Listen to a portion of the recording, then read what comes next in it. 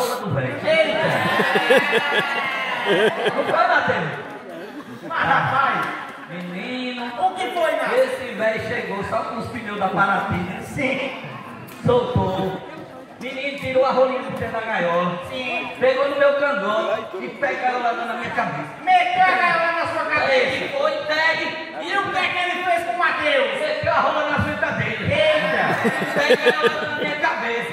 E pega. Aí eu vi o pobre do Matheus agora, quando eu cheguei agora de tarde. Sim. Aí ele estava ali, sentado ali na sua noite.